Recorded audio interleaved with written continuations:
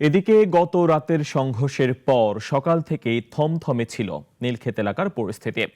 7 কলেজে শিক্ষার্থীদের ঢাকা ব্লকের কর্মসূচি ঘিরে মোতায়েন করা হয়েছিল বাড়তি পুলিশ। পরে অবশ্য অবরোধ থেকে সরে আসেন শিক্ষার্থীরা। ঢাবি উপাচার্য অধ্যাপক ডক্টর মামুন আহমেদের বিরুদ্ধে অশোভন আচরণের অভিযোগ এনে রোববার সন্ধ্যায় সায়েন্স ল্যাব মোড় অবরোধ করেন 7 কলেজের শিক্ষার্থীরা। রাতে নীলক্ষেত এলাকায় ঢাবি শিক্ষার্থীদের সঙ্গে ধাওয়া পাল্টা ধাওয়া হয়।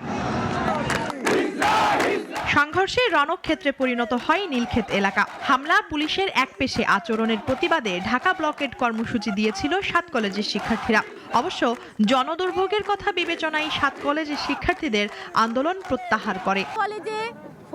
সকালে ঢাকা কলেজে এক সংবাদ সম্মেলনে লিখিত বক্তব্য পাঠ করেন ইডেন কলেজের শিক্ষার্থী সুমাইয়া আক্তার।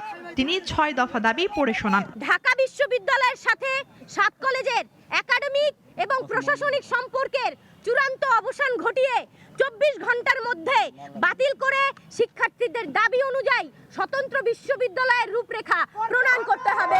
ঢাকা বিশ্ববিদ্যালয়ের সংশ্লিষ্ট এরিয়াতে সিটি কর্পোরেশনের রাস্তায় জনসাধারণের জন্য উন্মুক্ত করে দিতে হবে। বিকাল 4টার মধ্যে প্রভিসির পদত্যাগের আলটিমেটাম দিয়েছিল তারা। 7 কলেজের শিক্ষার্থীদের সঙ্গে ঢাবি শিক্ষার্থীদের সংঘাতের দায় নিয়ে ঢাকা বিশ্ববিদ্যালয় প্রশাসনকে ক্ষমা প্রার্থনার দাবিও ছিল তাদের।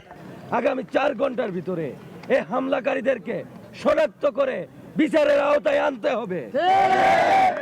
যদি না আনে 4 ঘন্টা পরে Dhaka college, Titumir college, 7 college সহ আমরা কঠোর কর্মসূচি দিতে বাধ্য হব। উদ্ভূত পরিস্থিতি সমাধানের জন্য প্রধান উপদেষ্টা, শিক্ষা উপদেষ্টা নাহিদ ইসলাম, ইউজিসির সদস্য ও ঢাবির উপাচার্যের সমন্বয়ে 7 কলেজের শিক্ষার্থীদের প্রতিনিধি টিমের বৈঠকেরও দাবি জানান তারা। মুনিয়া জুথি, নাগরিক, ঢাকা। 250টিরও বেশি ডিজাইন অপশন নিয়ে ওয়ালটন স্মার্ট ফ্রিজ, বোঝে আপনার প্রয়োজন।